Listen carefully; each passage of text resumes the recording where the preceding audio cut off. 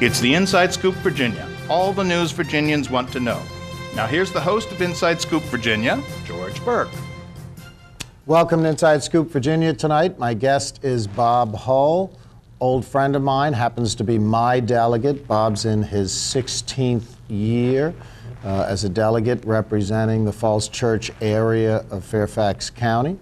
Bob lives in the Falls Church area with his wife Laura, 2 children. He's on the Finance Committee, the General Laws Committee, and the Counties, Cities, and Towns Committee. Bob, glad to have you. Thank you, George. Welcome back. It's an opportune time to have you. The regular session and the veto session of the General Assembly is completed. You guys are going to go back once more for a special transportation session, I believe. That's what we're told. I don't think it's been actually called. The governor said probably in June. So we'll see what happens there. But let's get right back into it. Do you think the session as a whole was a productive session for the citizens of Virginia? Yeah, I think so. And I think that what a lot of Virginians probably don't realize is how hard we really work for them. We have each year introduced about 3,000 pieces of legislation. In an even-numbered year like this year, we're down there for 60 days. In an odd-numbered year like next year, we'll be there about 45 days. In that period of time, we've got to take care of those 3,000 bills. So we generally go in, start subcommittee work at 7:30 in the morning. Committees meet about 9 o'clock, 10 o'clock. Then every day at 12 noon we go to the session. A little different from Congress where they're meeting in committee most of the time and they occasionally get called to vote. We go in every day at 12 noon and there we have a calendar for the day of the bills before us, and we act on all those bills as long as it takes. The early days we might be there briefly, half an hour, then we're not in session as long as we used to be, but when I first started, there were times that we were there 12 and 13 hours at a time. And we each have assigned seats in our own desk. I'm number 10. I've been seat number 10 all these years. And we take care of the people's business, and then we go, and after the session, generally committees meet again, and then we'll have subcommittees that'll meet. I've got a subcommittee that meets at 7 o'clock on Wednesday evening. So it's a pretty grueling schedule, and quite it's like a race because you don't have much time. You might introduce a bill and then a week later they're going to hear it in a subcommittee, then a committee, and people really have to be on their toes to keep up.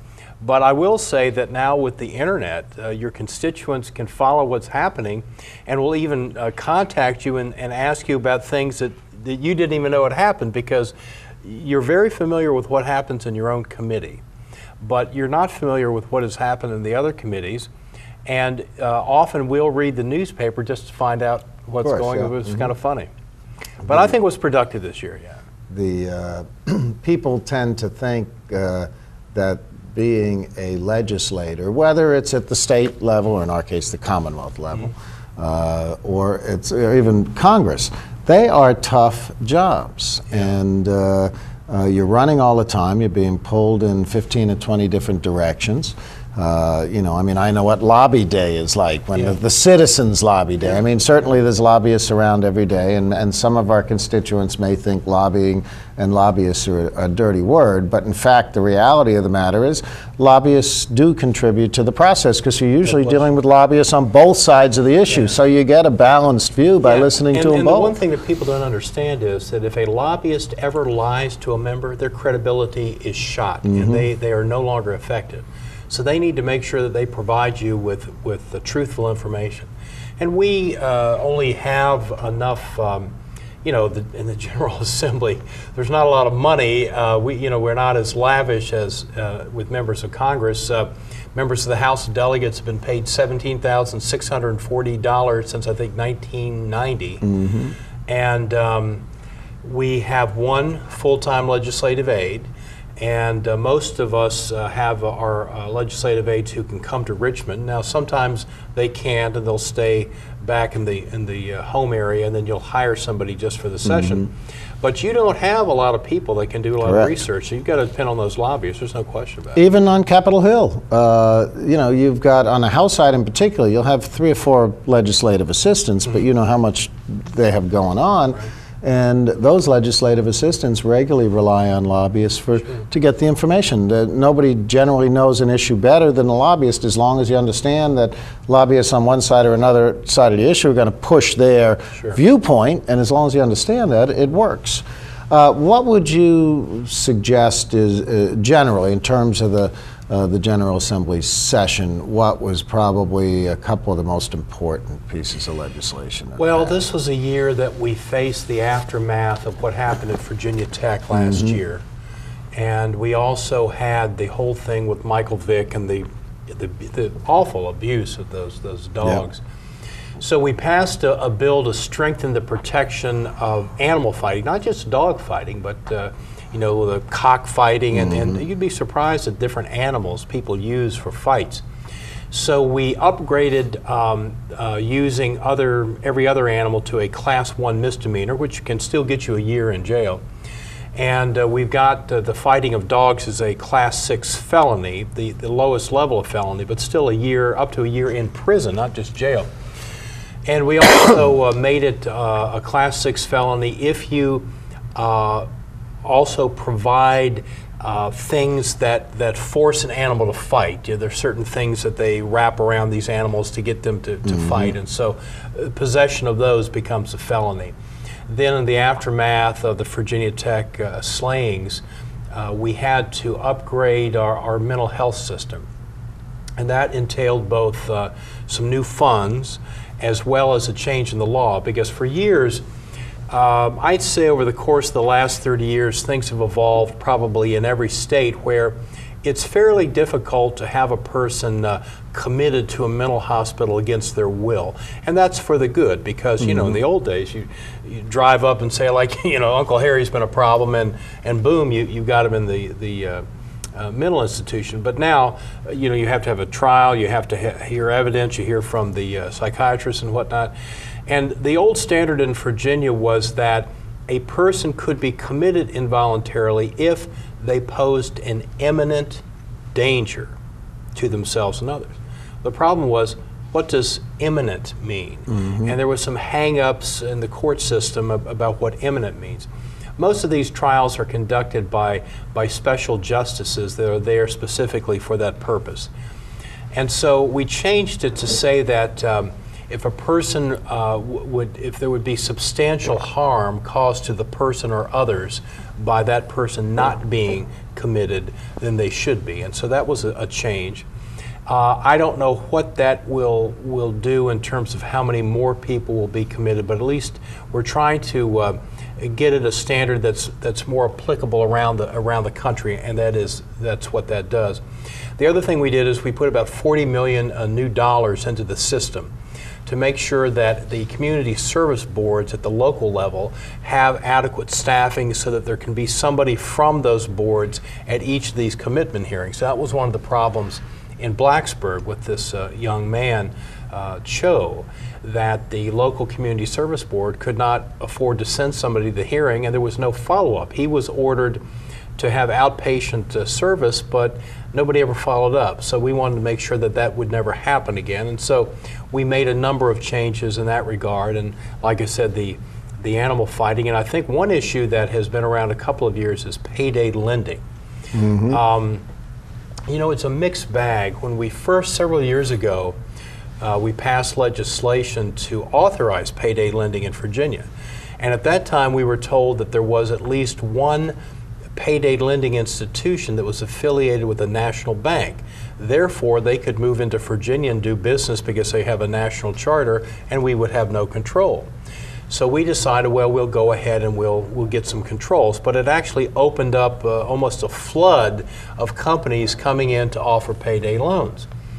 And what I found is that actually these institutions provide a service that's not really available in most cases. I agree with you. Because banks are not going to lend you $500 or $600. It's just too small for the cost of them providing the loan. Now, if you're a member of a credit union, if you're lucky to be a member of a credit union, you might be able to get a small loan like that. Still not quite as quickly. It takes you a number of days, and they still assess your risk, your level of risk. And what they do with the payday lending is that you're given a loan, and then you write them a check that's post-dated to when your paycheck will go in the bank. So as soon as that happens, they get paid back. Now, they don't charge a percentage, they charge a fee, like $15 or $20. But folks have said, well, if you look at what those fees are and you apply that on an annualized basis, it's a huge interest rate.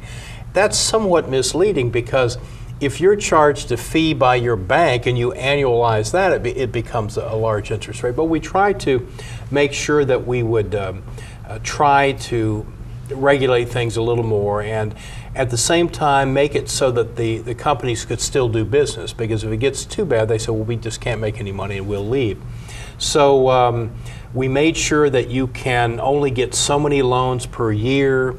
Oftentimes what happened was people were just getting wrapped up one loan after the next, and they just couldn't get out of it. It was a vicious cycle. And so we've limited the total number of loans you can get, the number of loans within a 24-hour period. And one of the abuses that we heard about is that people would go to buy a used car. They didn't have enough for a down payment.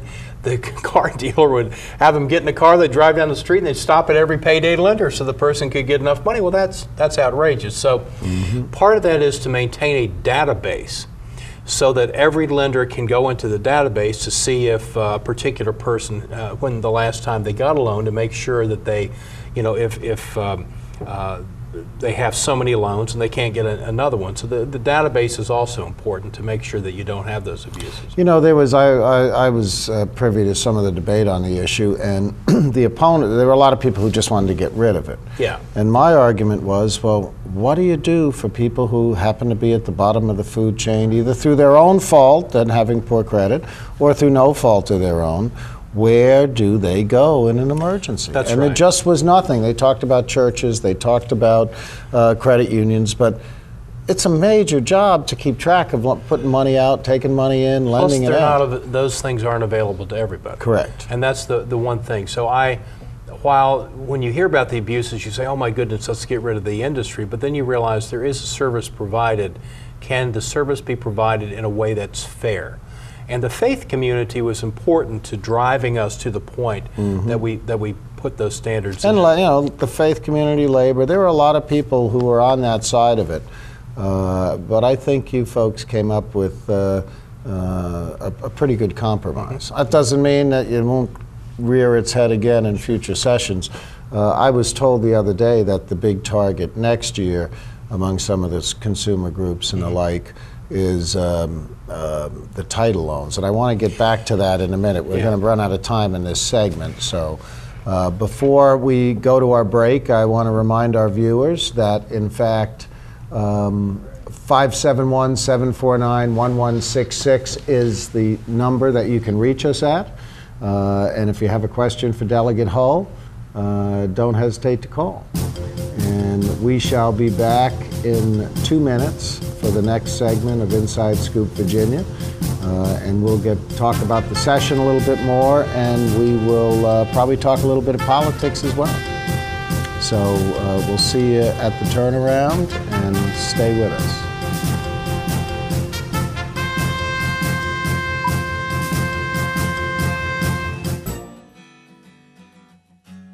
How far would you go to help someone? Would you go to the end of your driveway? Would you cross a street? Would you cross an ocean?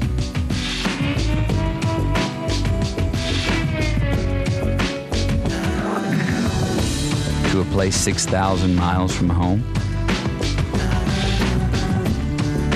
And how long would you go? Would you go for a week? A month? A year? Would you go for 2 years? Would you go if you could use your knowledge to teach someone? And in the process, maybe learn something yourself. Life is calling. How far will you go? Peace Corps. James, don't forget your helmet. Will do. Not a helmet. Your bike helmet. Oh, okay. Hi, I'm James Thrash with the Washington Redskins. On the football field, a helmet is an important piece of equipment. I also wear another helmet that's just as important. A bike helmet. It's the most important piece of equipment you'll have the next time you're out on your bike. Wear yours and make sure your kids do too. Safety first with the Skins. Monica and her friends want you to know that you should never get near a dog when it is eating, playing with a favorite toy, or sleeping. It's really important to make time for exercise and games and keep your dog's vaccines up to date. Never leave a dog in a small, confined space. This can make dogs aggressive like Monica. If you follow this advice, you and your dog can play safely and happily together.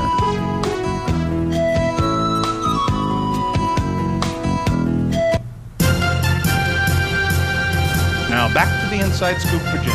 Call in live and let your voice be heard. Here again, your host, George Burke.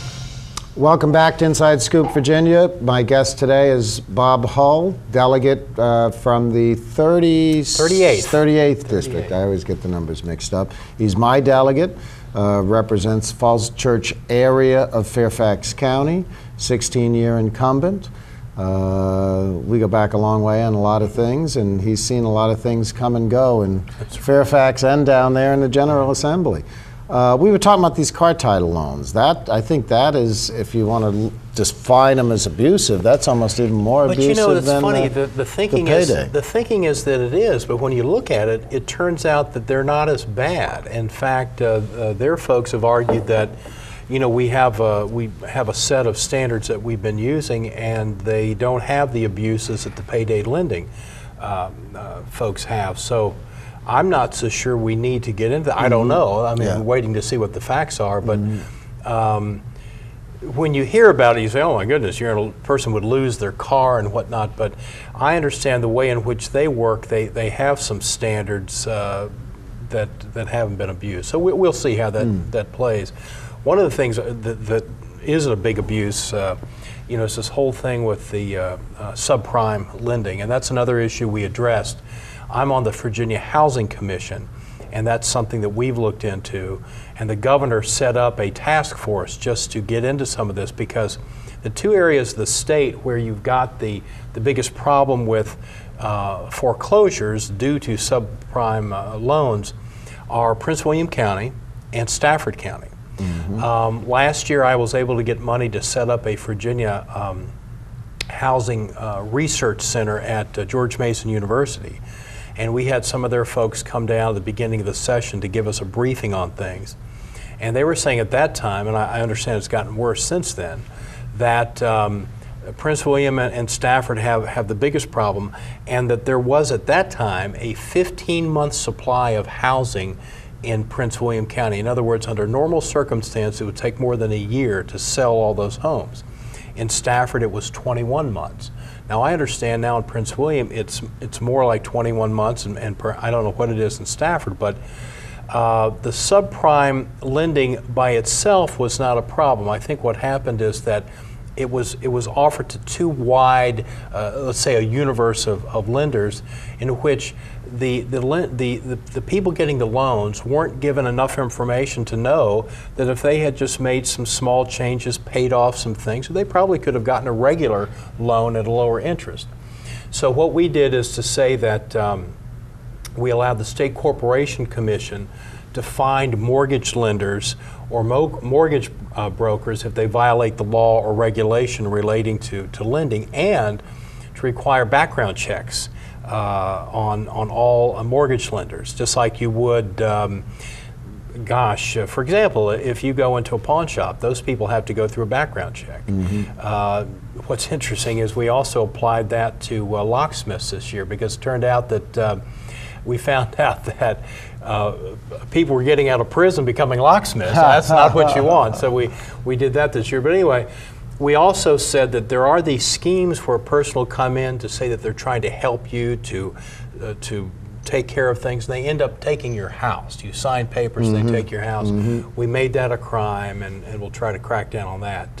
A person who is clearly out to deceive a homeowner, that is now a crime. So we took care of that. It's interesting that in this area, overall, I mean, certainly there's pockets, Prince William and as you said, Stafford, but this area has been pretty resilient. I mean, houses are not selling as quickly. Right. Prices have gone down, sort of about 13% over a couple of years or something, somebody told me, over the last 2 years. And I mean, that's substantial given the value of the homes in the area.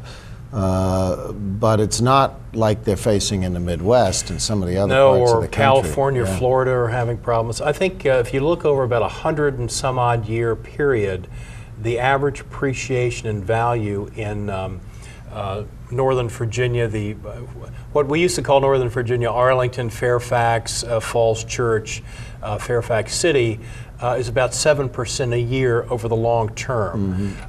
In the height of the home buying frenzy, I guess you'd call it, say 2003, 2004, 2005, prices were going up so much that a house was appreciating 2% per month. You know, a 22 to 24% increase in a year, and that was too much. It was overheated, and it had to cool off, and now it has. And unfortunately, like you say, some parts of the country are in real bad shape. But even here, a lot of people were using them like they were their credit card. That's true, and a lot of people were buying houses for speculative purposes, obtaining mortgages where they said, sure, I'm going to live there, but they had no intention of living there, getting a good rate on the mortgage, and either fixing the house up and flipping it to make a profit, or renting it. And in fact, some of those folks are the ones that are facing foreclosure. I have no sympathy for those folks. I have sympathy for people where a family tried to buy a house to live in and they just couldn't make the payments. And the economy in general obviously is slowing down nationally. It's the same in Virginia. That was one of the big things that we did this year, was to pass a 2-year budget, and the governor, before we even got to the session, had to impose some spending caps on agencies, and actually had to make a lot of changes to try to restrict spending, because we were looking at close to $1 billion shortfall. And but Virginia is considered the first or second most best managed state in the nation, so we were able to make those changes. We give the governor authority to make those budget changes when we're not in session, and then when we are in session, we pass the budget. And in fact, the revenues were so far behind that even during this session, we ended up cutting what we had projected for the next couple of fiscal years, and we were able to pull money from what we call the rainy day fund. I was just going to ask you that. Revenue stabilization fund, but that can only be used for the current year. And so that was able to help us pay for authorized things this fiscal year, with a little bit to carry over to the next 2 fiscal years, because we pass a biennial or 2-year budget. But actually, if you look, because I'm on the Finance Committee, and we get copies of the revenue estimates that come in each month, we're doing a little better than we had projected, and we really pared down the projections to be very conservative. And the problem, and I was saying this to people not last August, but the August before, that the problem with the home building industry was more serious than people thought. And here's the way it goes. If people aren't buying houses, then existing homes, you're not getting the capital gains you were before, and that revenue is slowing down. The new home buyer, you have fewer new home buyers, so they're not going to Target or to Home Depot to buy the paint, the curtains, you name it, the accoutrements of a new house that they were before. So your sales tax revenue is going to go down. And it also, if home builders aren't building new houses, a lot of the people that are working for them, they're going to have to lay them off. And all of a sudden, those folks are going to have a harder time paying for their homes and taking care of their family. So the home building industry, both in terms of the real estate industry of existing homes and new homes, is a much bigger part of Virginia's economy than I think people realize. You know, if in the case of Home Depot, you've literally had, they're now talking about shutting a bunch of stores down, not in the Washington area, but elsewhere. I happened to have a client for a while who was doing some business with them, and all of a sudden they backed off on some of the commitments that we expected them to make. And then we saw them lay off a whole bunch of people from their headquarters. Right. It's a trickle-down effect. Yeah, and it's right to the local hardware, the guy in the local hardware store. Yeah. You know, I'm looking over some of the legislation that was passed this year, and I see a trend on a few things here that I think is very admirable. One was eliminate the requirement that sexual assault victims take lie detector tests. Require the state to pay for forensic medical examinations on sexual assault victims, and require the courts to immediately add protective orders issued in civil cases for abused spouses into a state police database. Right. Critically important stuff. You know, I'm sure these things were on the books for years. And yeah, we also made the change relating to the Virginia Tech tragedy, where I guess there was some confusion in that case where the young man had been ordered to have the outpatient treatment, but it was not put into the state database, so he was able to go in and legally purchase a firearm. I'm not so sure that he even understood that he had been what they call adjudicated mentally incompetent. I'm not so sure he lied on the application because I don't think he realized that that's what had happened to him. So we changed that to say that whether it's inpatient, outpatient, whatever it is, if a judge orders you to undergo some psychiatric treatment, that has to go into the state database, so when you go in to buy a firearm, it'll show up. And that was an executive order initially, and now we passed that into law. And there was no opposition whatsoever. You know, the NRA, obviously, there's some things that they don't like and they've opposed over the years. They did not oppose this whatsoever because they felt that that's the way it should be anyway. Plus, I think that they realized they'd be swimming upstream on that one. And no matter how much passionate you feel about certain issues, you know, sometimes you have to give some up if you realize that you're not going to win. But we're going to be taking a break in a minute. But you know, this is just a highlight of some of the major stuff that passed this year. I mean, these guys did a lot of business. One thing we did, I forgot to mention, is to allow people to freeze their credit histories. Particularly in cases of identity theft, you want to freeze those credit reports so nobody can access them because somebody else is trying to use your credit. And that was an important bill that we passed. We will be returning in 2 minutes. Again, I encourage you to give us a call at 571-749-1166 if you'd like to talk to Delegate Bob Hull. We are talking about what went on in Richmond this year. They're going back once more, we think. Yes. And we'll see you in 2 minutes.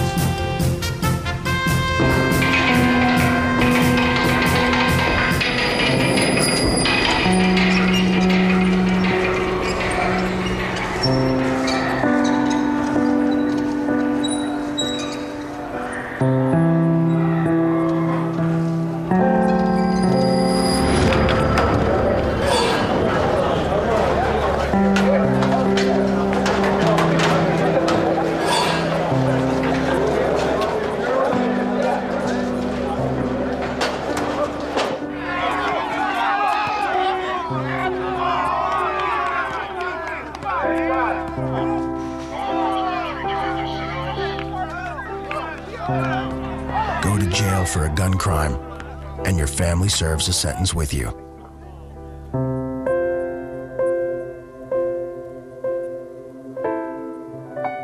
I'm Bob Costas, and I've been broadcasting sports for a long time. Much of what I do is ad-libbed, but still one of the most important aspects of my job is being able to write. Narrations, essays, commentaries. It's essential to express those thoughts and concepts clearly and concisely. Good writing is essential for almost any career. And with today's advanced technology, the National Commission on Writing reports that the need to write well has never been more important. Writing is everybody's business. Sure, my neighbors Gene and Louise, they may be superheroes with superpowers, but that doesn't make them so super at saving energy and money. Honey? I may not be able to harness the power of the elements, but I save significant cash and help the environment with appliances, electronics, and windows featuring the Energy Star label. So discover your own energy-saving superpowers. Go to ase.org/consumers. Mom, Dad's making fondue again.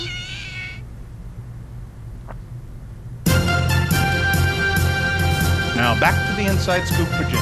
Call in live and let your voice be heard. Here again, your host, George Burke. Welcome back to this week's show with Delegate Bob Hull. We're talking about the legislative session that just finished up, other than that they're probably going to come back in for a special session, which the governor calls, correct? Yeah. And it'll be specifically about transportation. It probably won't last longer than a week. That's what they're hoping. I don't know. I agree with you. I think it's going to be longer, but that's what I hear they're hoping. What are you going to do? We had a short special session. What we do in Virginia is after the regular session ends, 6 weeks later we come back to the so-called veto session, where we act on. See, in Virginia and in most states, the governor can sign a bill or veto it, just like the president can with congressional legislation. But the governor can also submit recommended changes, and then we go down and we vote on those. And so as soon as that was ended, we went back into a special session on enacting a bond package, which we did. Very significant, frankly. It hasn't gotten as much publicity as it should, but about $1.3 billion in spending for new buildings on our university campuses and some other government buildings. And actually, I've said to folks, look, we're in an economic downturn, and that it will stimulate activity, economic activity at the local level. People are going to be hired. They're going to build. They're going to buy trucks, car, whatever it is. And I think that's good for the economy. But it looks like, and it's not make work. It's stuff that's it's needed real. on our It's real campuses. stuff. Yeah. The governor has said that he's going to call us back probably in June, about mid-June. He's thinking maybe a couple of weeks. I don't know, on transportation. The problem is, once you call it, you have no control over it. You don't know how long it's going to last. And I'm a little concerned that this may be premature, because I think there are big differences between both the House and the Senate, and particularly in the House between the Republicans who control things and the Democrats, including myself, who aren't in power. And we had a big fight in 2004 when the former Governor Warner introduced a plan to, which was a great piece of legislation, to reform the tax system, and we increased sales taxes slightly, but then we got rid of the sales tax on food, and it balanced out and actually has helped produce, and more equitable, I think. Extremely equitable, no question. And what we're looking at is, clearly you've got to increase revenues to have the money to spend on transportation. And what they came up with last year, I voted against that legislation every step of the way. We went back down last year for the reconvened session, the veto session. The governor had introduced a substitute. Some of the bad provisions were out of it. Some were still there. I was prepared to vote no, but I thought, we've been trying for 2 years to get a transportation bill. I've just got to hold my nose and vote for it, and hopefully we can clean it up. Well, it just fell apart. You had the so-called abuser fees that were just ridiculous, and we repealed those this year because they were so unpopular. Then you had, and even at the time I said it's unconstitutional to have an unelected body increase taxes at any level, and that's what happened. You had these transportation commissions that were given the authority to assess taxes, and it just didn't work. So I just got a check from the Commonwealth. That was because one of the assessments was on titling a vehicle. Yeah. And I had titled a vehicle, and I got a check back because they were paying it back after you guys had repealed that. So my view is we need an increase statewide, and we have needs all over the state. I'm not necessarily as interested in the regional parts, because the projects that we have in Northern Virginia and Hampton Roads are so high up on the priority list, they'd probably be done anyway with the statewide package. We are, I think, having some technical difficulties with your microphone. Oh no, I'm sorry. Has anybody heard anything I've said? I don't know. Maybe that's a benefit. But we're gonna put another mic on you. Okay. And while we're waiting, I'll do a little bit of talking while they reload you with a new piece. But Virginia has one of the oldest legislatures, certainly in the 50 states, and there's a tremendous amount of tradition and the like down there. And if you haven't gone down and visited the Capitol building since, in fact, they have refurbished it, you really should. It's an absolutely gorgeous building. For a couple of years, the General Assembly was forced to meet in some of the office buildings that surround the Capitol. And well, I hope people can hear me. They've been. Yeah, good. We're back. Okay, all right. I filled enough hot air. Where were we? We were talking about transportation. I think the battery ran out on this thing. Well, that's what happens when we talk too much, you know. That's right. Yeah, with the transportation, I don't know what's going to happen now. The Senate has proposed an increase in the gasoline tax. And clearly last year I was in favor with no question, because that's traditionally the way that we pay for transportation improvements. But you know, with the cost of gasoline so high, a lot of people are saying, gee, they're worried that you know, if this gets passed on, it would increase you know, the costs even more. But what you find is the increase in the cost of gasoline has nothing whatsoever to do with the tax on gasoline. At the federal level, we've got a tax of 18.3 cents. At the state level, 17.5 cents. That has not changed, at least at the state level, since 1986. And Virginia's low compared to a lot of other states. We're lower than every other surrounding state, except Tennessee has a low one, but we're less than Maryland, less than D.C., less than North Carolina. In fact, North Carolina a couple of years ago changed their system where they have a percentage system and so many cents per gallon. And what they do is every 6 months they have I think it's 3 cents based on the average retail price of gasoline statewide, and then every 6 months they reassess what that is. The Senate has proposed to have so much percent tax that would be what they call at the rack at the wholesale level, and then so many cents per gallon. I think that's probably the way to go, but if you do it, you don't want it to increase the cost of gasoline in any way if you can help it. And right now, the increases have been so steep that it's really profit that's coming off. And if you go down to the North Carolina line, North Carolina has a higher gasoline tax than Virginia. The prices are the same on either side of that border. So you could probably increase it slightly and still be okay. But I'm thinking that we ought to also look at perhaps increasing the sales tax, because whenever you have a general tax, you don't have to increase it that much to produce a lot of revenue. And it does not adversely affect any one group. The plan that was passed last year, you know, they created a new tax for automobile services. So you go to the gas station, have your car worked on, you had to pay a tax. They increased the cost of titling, like you said, increased the cost of getting your license plates renewed. And that really hurts because it was fairly high in some cases. But if you have a general tax, you don't need to increase it that much. We just got to look and see what's available and see what folks are willing to do. But my view of it is that if people, I think, are more willing to support an increase in taxes if they know that that money is going for a particular good thing as opposed to just going in the general fund, and who knows where it's going to go. So if you earmark something specifically for transportation, and you know that when you do that, contracts are going to be let and roads are going to be paved and things are going to be better, I think people are more willing to support that, because we're in a bad shape.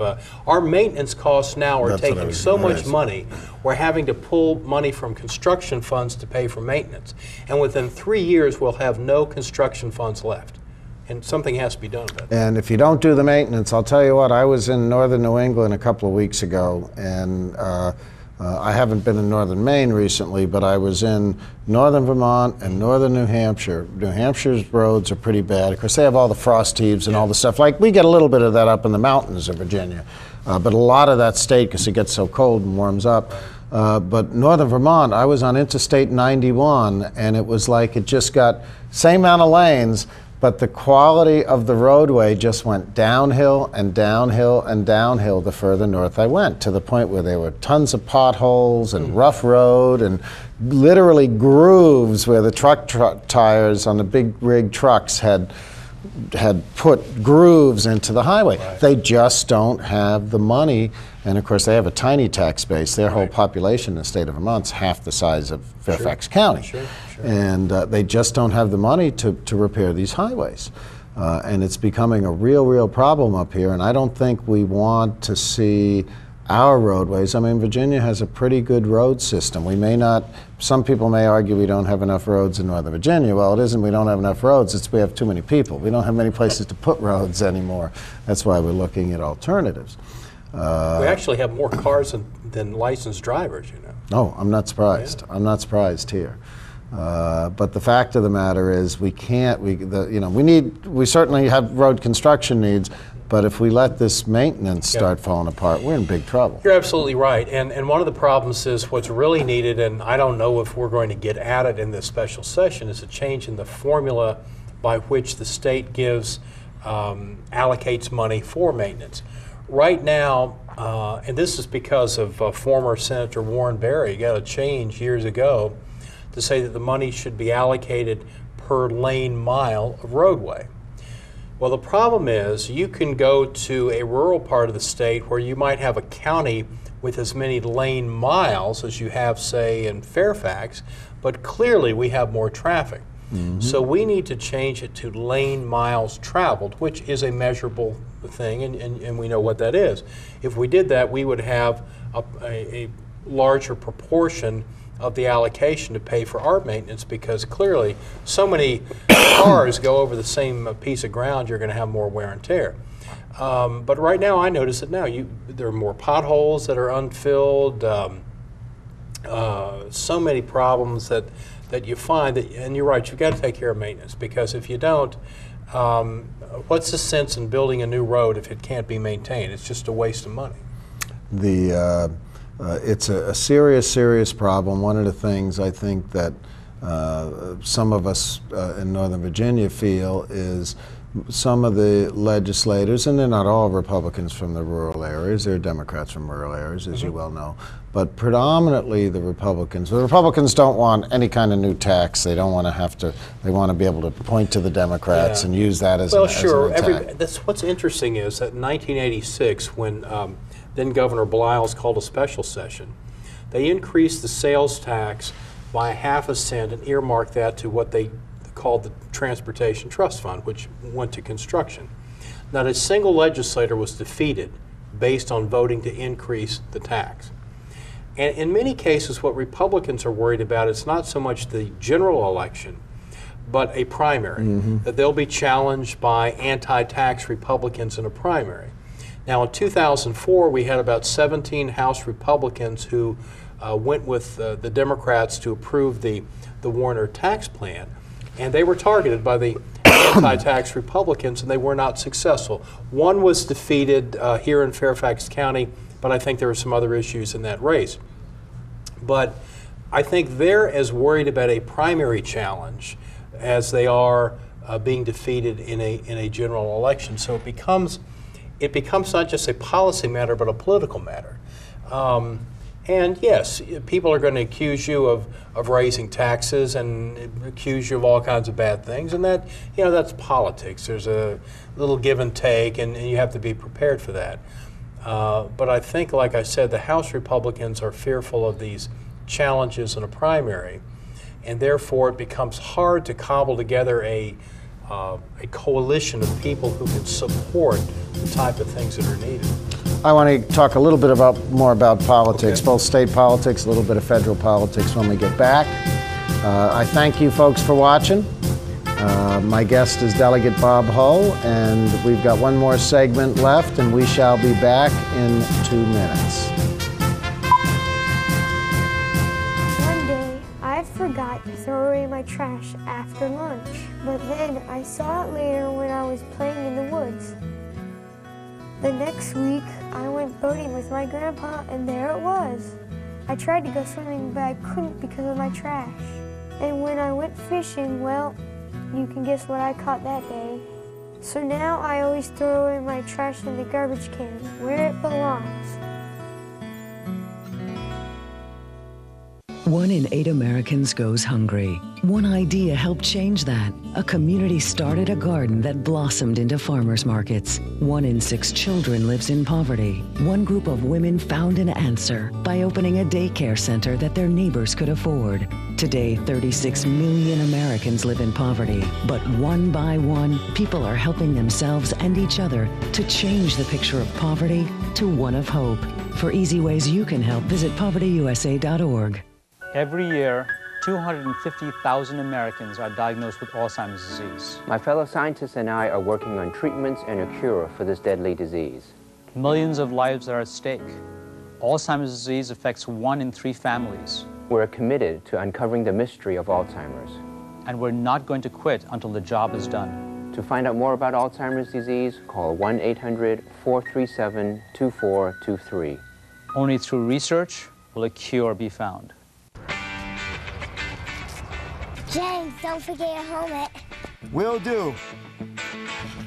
Not that helmet. Your bike helmet. Oh, okay. Hi, I'm James Thrash with the Washington Redskins. On the football field, a helmet is an important piece of equipment. I also wear another helmet that's just as important. A bike helmet. It's the most important piece of equipment you'll have the next time you're out on your bike. Wear yours and make sure your kids do too. Safety first with the Skins. Now back to the Inside Scoop, Virginia. Call in live and let your voice be heard. Here again, your host, George Burke.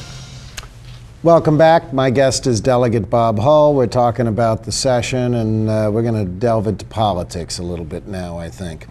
Bob, you know, one of the things that we certainly feel up here in Northern Virginia, and I think it's still pretty pronounced, is that a lot of the rest of the state resents us. They look at us as their breadbasket, really as their bank. Yeah. Because we have such a vibrant economy in Northern Virginia. And of course, things are changing. Hampton Roads is becoming more like we are now in many ways. But the folks from the more rural areas and the like view it as we have everything, they don't, and, you know, pardon my language, but screw them. Well, you know, it's interesting. Toddy Puller, who's now in the state Senate, she started out in the House of Delegates. She told me that years ago, when she was first elected, she thought that her being a woman would be a, you know, kind of a little bit of a handicap down there in what was largely a male-dominated arena. She said no. She found out being a Northern Virginian was the handicap. And you know, when I first started 16 years ago, there was a lot of the kind of a resentment that you're talking about. But I think as the years have progressed, people from elsewhere in the state realize how important Northern Virginia is to the state's economy. And frankly, we are paying for school systems all over the state. Money that people in Fairfax County pay in state income taxes ends up going all over the state. And that's okay. If we can help some rural schools, fine, as long as we get the resources we need. But the funniest thing is that when we passed the bill in 1998 that then Governor Gilmore had asked for, you know, the no car tax, the localities, what it is it's state expenditure. We're just paying the localities what they would have gotten anyway. Yeah. And all these rural areas are saying, hey, you're taking our money from us. Like somehow we in Northern Virginia, because we get the majority of that funding, that somehow we're taking money from them. Well, to a certain extent, they're right, because if that money was still in the general fund, they would probably end up getting more of it than we're getting now. So there is always a fight between regions. Whenever you get into anything relating to a funding formula, whether it's school funding, transportation funding, and you know, they have declining tax bases in many cases in those areas, and they've got some serious problems. And I think we are a Commonwealth, and we're, I think in Northern Virginia, we're willing to help some other areas of the state, as like I said, as long as we get the resources we need. But that, when it comes to transportation, it was a hard sell to get people to realize the needs in Northern Virginia are so much different than they are elsewhere. You're right about Hampton Roads. They're getting, in fact, I was I was in the Norfolk area not long ago, and my gosh, the traffic is a killer. And they're getting to the point that they're almost like us. Now, one of the problems they have is that they are limited by bridges and tunnels, because you've got a series of cities that you can only get to by crossing a body of water. And they have problems that we don't have.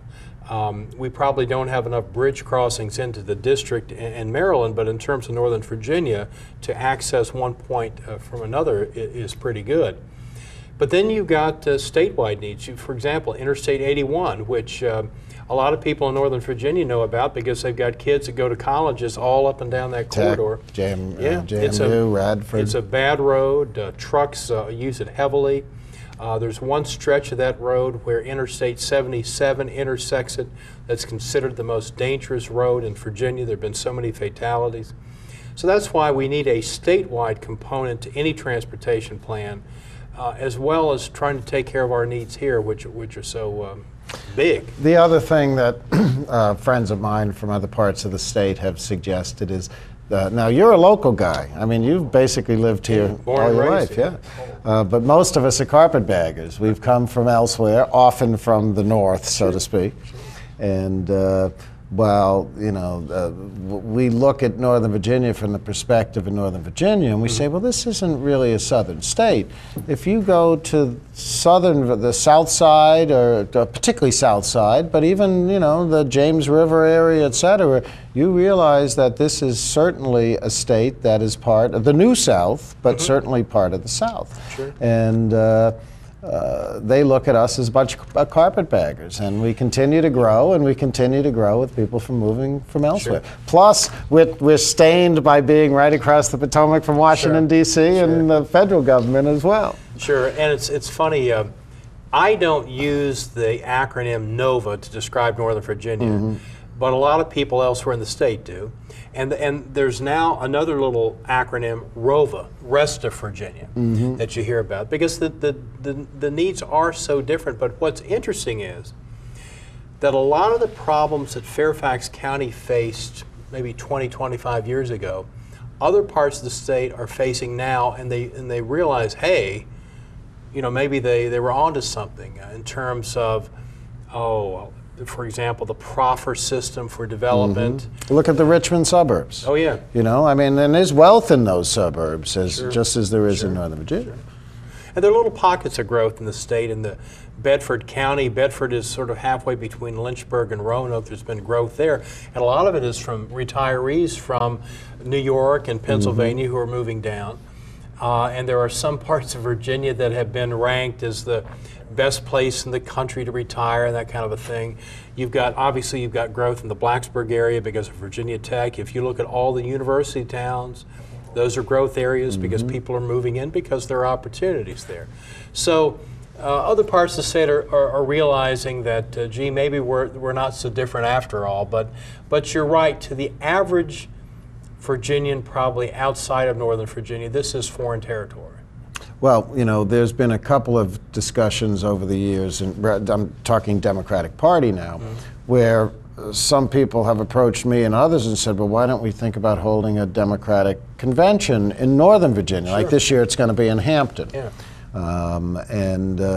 Most of us who have some sway and say in the matter say, no way, it's not going to help us, it's going to hurt us, because people are going to come from other areas, they're going to get caught in our traffic, they're going to pay what, in fact, are higher prices generally, whether it's hotel rooms, whether it's meals, whatever it is, and they're going to go back with a bad taste in their mouth, because, you know, these conventions are very short, so they're up for a day or two and they're back, and so we've always said no. Let's, you know, plus it's so hard to book a hotel. The hotels are booked up here all the time. Although, interestingly, George Mason University, they have just made an arrangement to actually build a new hotel on the campus. And that actually will become available for state conventions relating to a number of things. For example, we have a state housing, the governor's convention, of what is it called, governor's something on housing is held every year, and that becomes an area that possibly you could have it. But I know what you mean. And I've been to Hampton for state conventions, been to Virginia Beach for state conventions, Richmond, Roanoke. In fact, 1980, what was it? No, it was. I guess it was our state election when Jimmy Carter was president, 1977. Henry Howell was our nominee. We called it the Rainbow Ticket. Chuck Robb was running for lieutenant governor.